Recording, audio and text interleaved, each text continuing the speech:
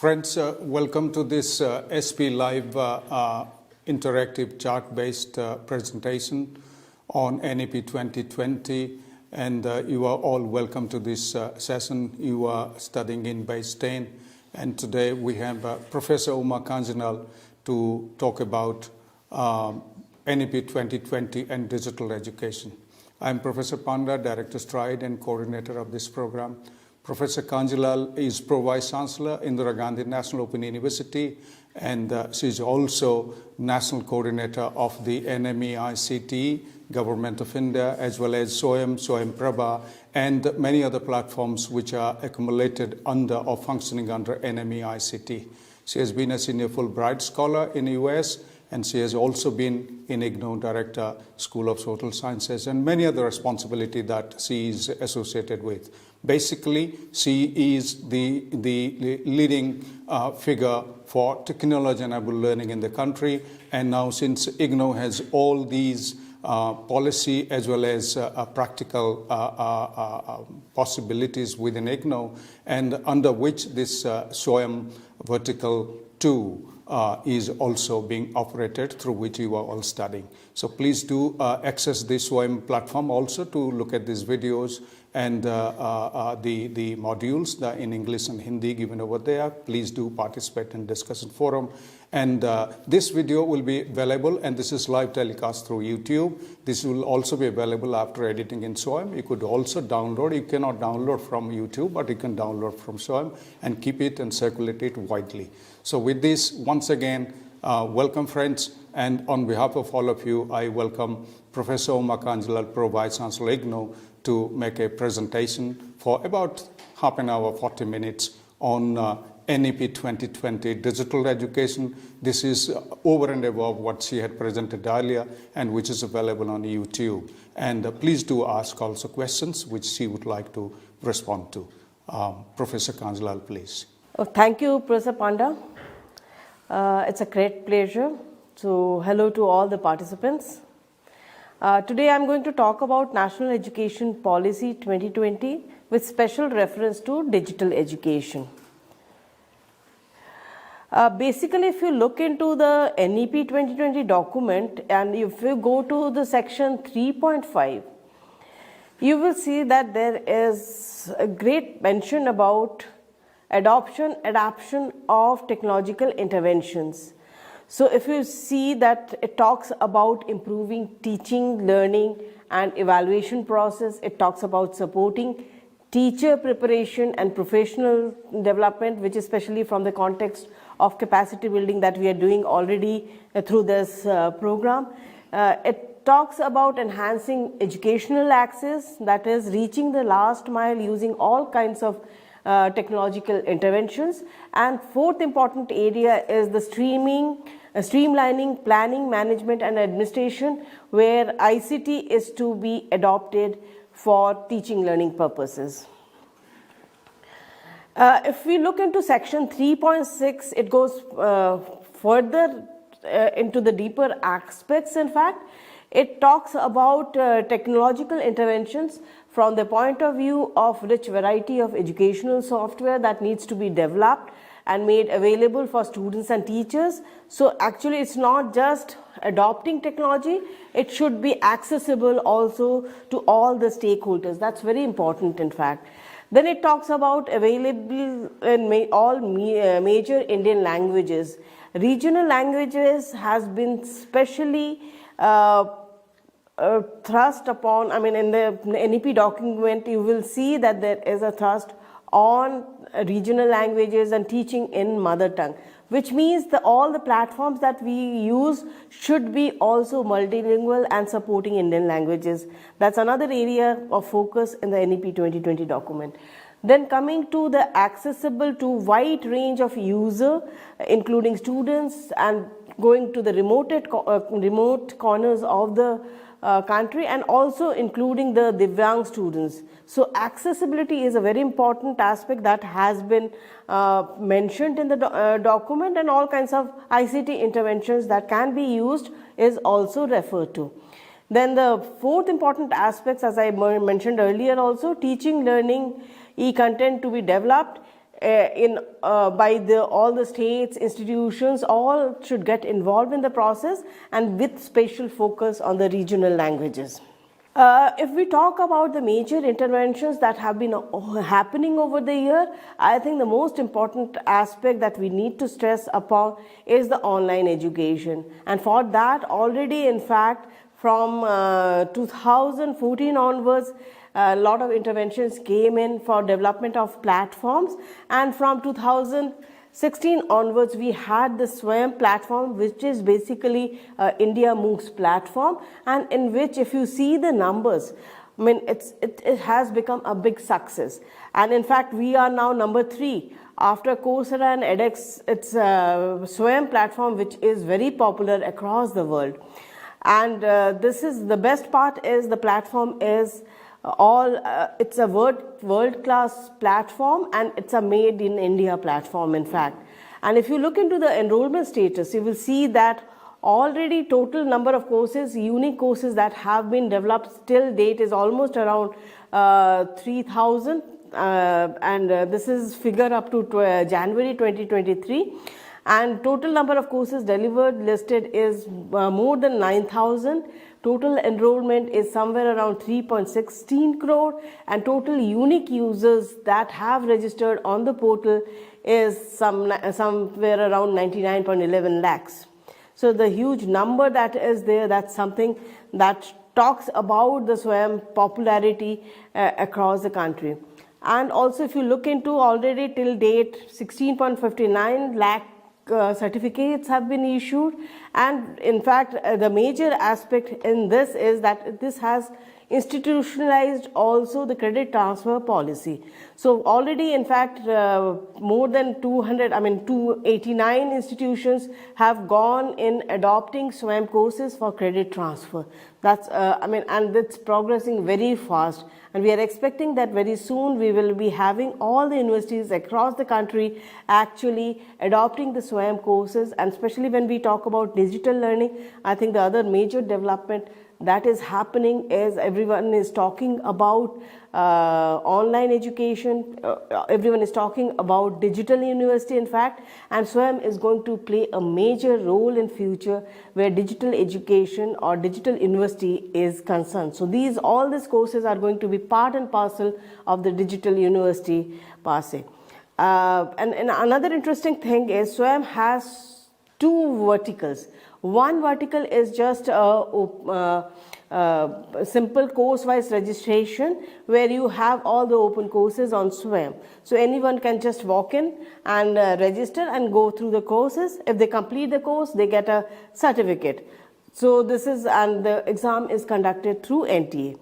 The second vertical that is very important in case of institutions which are planning to go in for offering online programs, this is known as Swayam Vertical 2. This is basically nothing but a learning management system happening at the back end of Swayam, where any institution interested to offer online program can use Vertical 2 for offering their online programs without any investment on infrastructure for going in for any specialized elements in that case.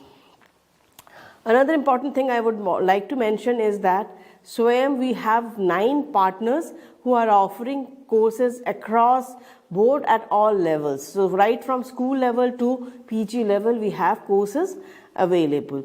And in fact, if you look into the NEP document, it says that we have to actually take forward the Swayam platform and actually popularize to the extent that is possible. The approach that is followed in Swayam is a 4-quadrant approach. It actually includes rich content, e-content made available. We have high quality, first quadrant is high quality video lectures, all multimedia, simulations, animations, developed by subject matter experts. The second one is the text material. It could be in the form of e-content, which could be self-instructional material. It could be any e-book, open source, educational resources. It could be any open access journal material, so which can be also integrated in the teaching learning process. The third quadrant is about assessment, which can include assignments, quizzes, activities, problems, solutions, etc. And the fourth quadrant is most important in a sense that if we talk about Swayam courses or any MOOC courses, it's actually taken as a flipped classroom. So if we talk about in a flipped classroom situation, how do we interact?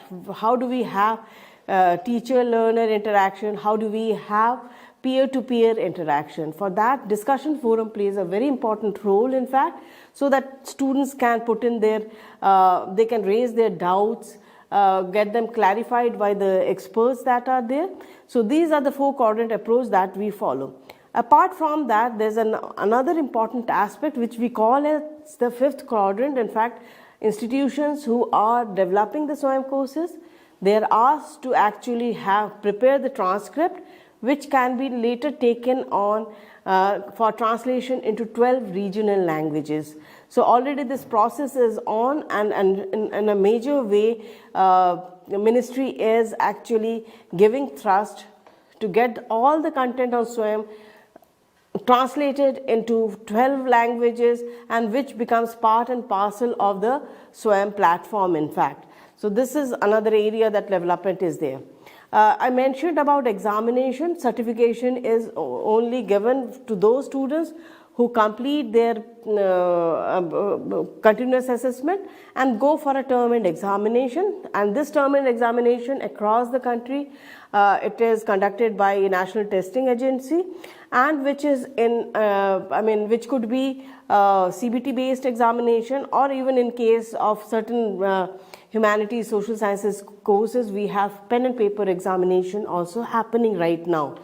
So basically, if you see, it's a huge setup that has been put in, and regularly every session we have examination conducted for these Swayam courses. And after completion of the continuous assessment and the clearing the examination, the students are issued with a certificate.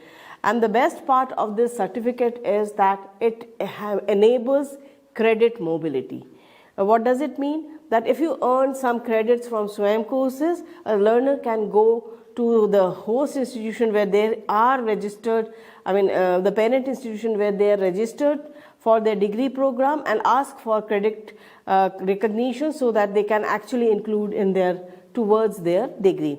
And for this, in fact, there has been a special Gazette notification. In fact, in 2016, we had the first version of the Gazette notification for credit transfer for Swayam courses, which talked about that every semester student can go in for 20% of credit transfer. And in the second semester, in the second version that came in, that was in 2021, it talks about 40% of courses can be adopted for credit transfer by any learner, which means the institutions also need to be flexible in a sense that they have curriculum designed in a manner so that they can include adoption of the credits that are coming from Swayam. So that kind of a structure has to be built in. Why it is important in a sense that this credit mobility is that all the Swayam courses and the credits earned through the Swayam courses gets linked to the academic bank of credit. This is one important area, in fact, and this is where, in fact, already activities are on. We have somewhere around 3 lakh students already, 30 lakh students registered on the academic bank of credits, where in fact 21 lakh is from IGNOU itself. And if you see that this will enable students to actually have the facility of multiple entry and multiple exit through the academic bank of credits.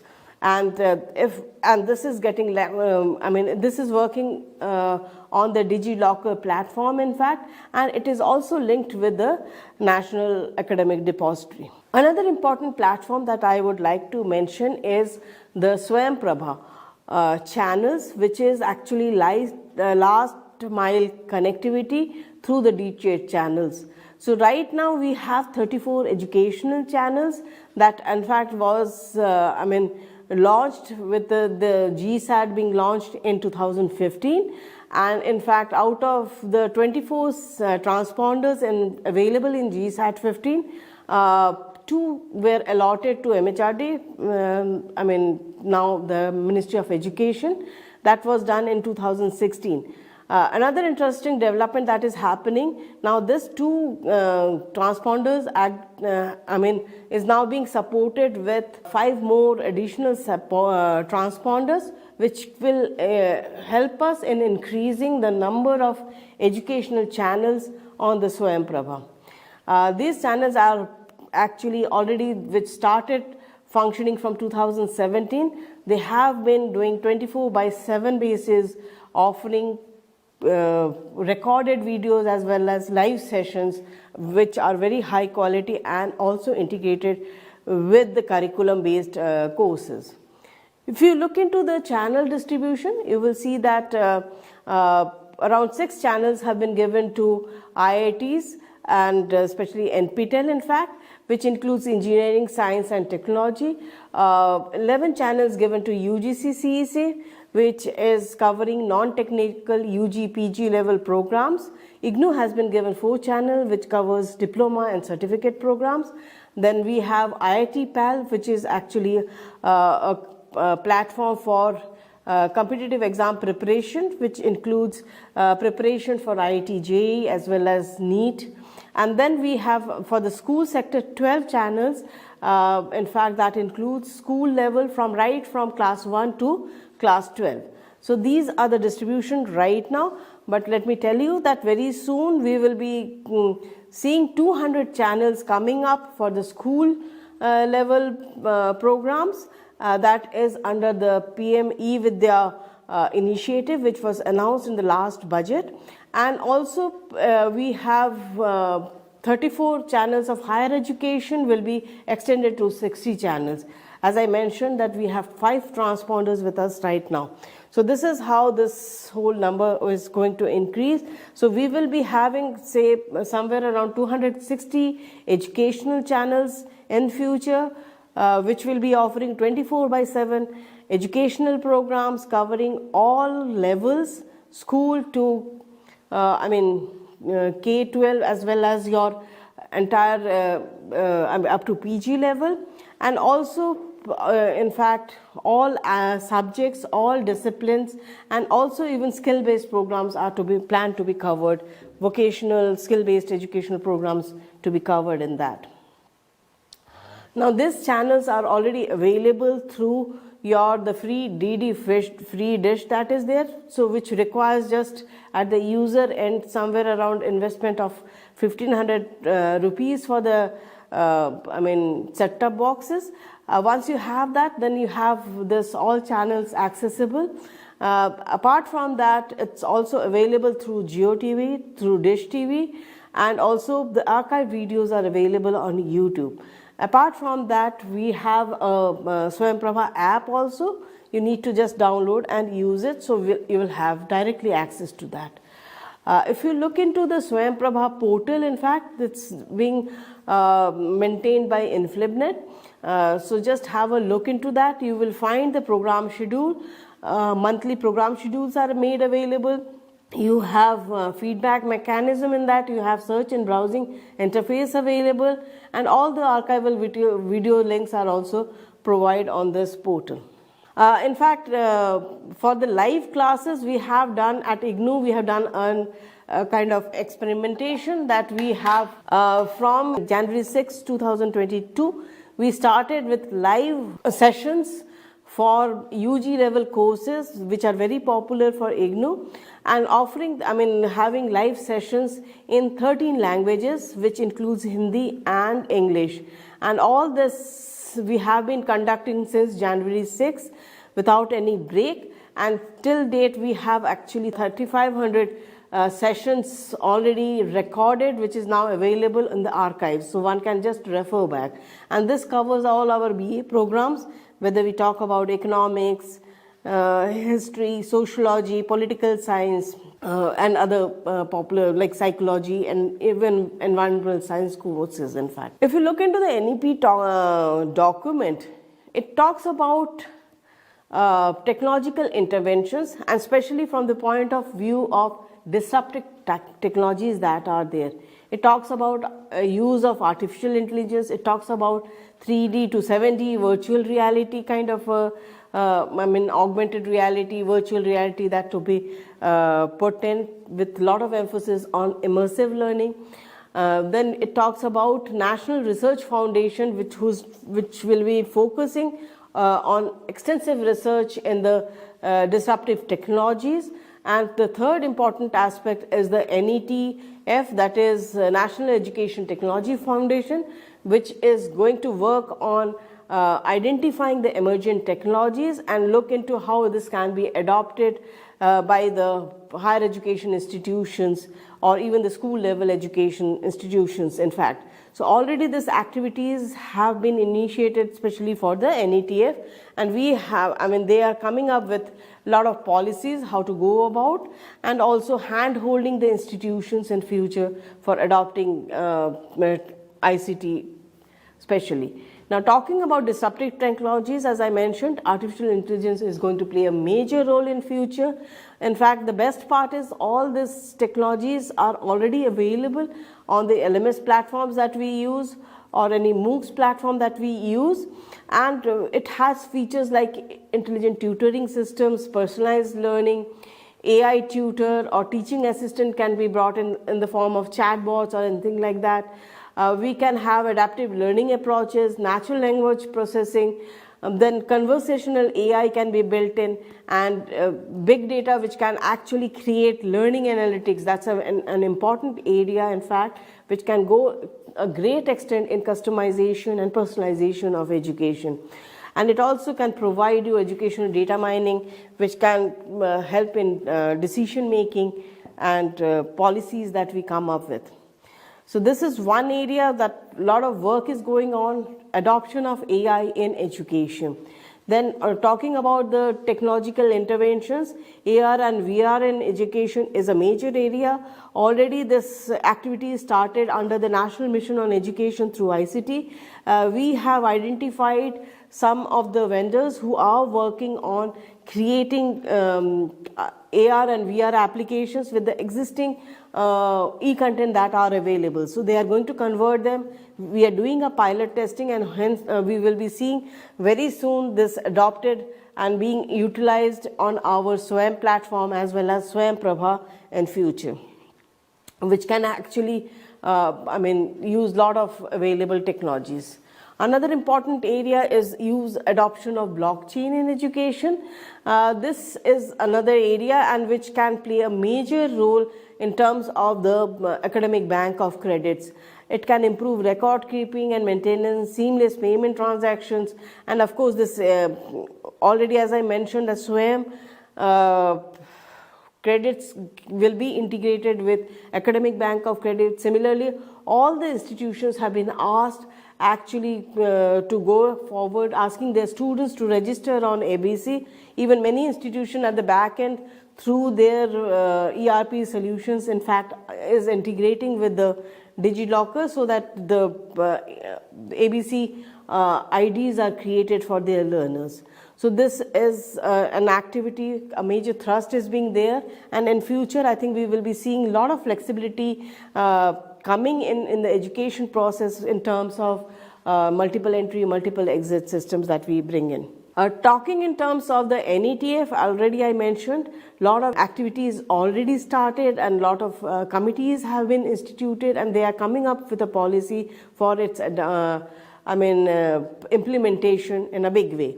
So it's going to be, NETF is going to be a platform for free exchange of ideas on the use of technology to enhance learning, assessment, planning, administration, etc. It's going to facilitate decision making on the induction and deployment of use of technologies at all levels, and also building intellectual and institutional capacities in educational technology.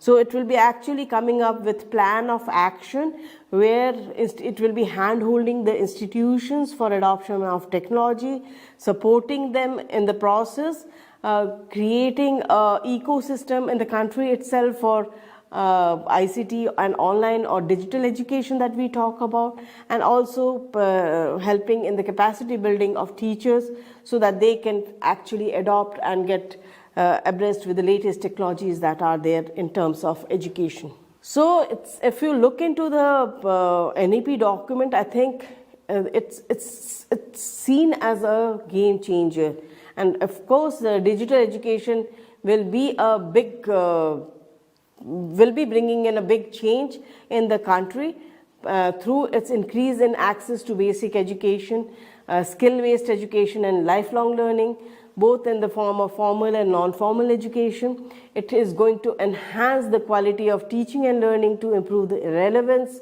and effectiveness of basic education. It will be expanding distance learning opportunities, especially for disadvantaged groups and remote areas, because we have a lot of technologies that are being adopted which provides last mile accessibility, and expected that it will help in the long run to raise the GER from 27.6% that is at present to 50% at least by 2035. So if you look into the overall government policy in higher education, it is directed towards promoting digital education, and this is very well reflected in the NEP 2020. Actually, now our time has come that we are already talking about its implementation, and in many areas already action has started. So I think digital education is going to be the future, and we all need to adopt and adapt the requirements, and also get to know what are the technologies available, be aware about it, and how best we can use them for our teaching learning purposes. So with this, I'll finish here. Thank you, Professor Kanjulal, for an excellent presentation, and thank you, friends.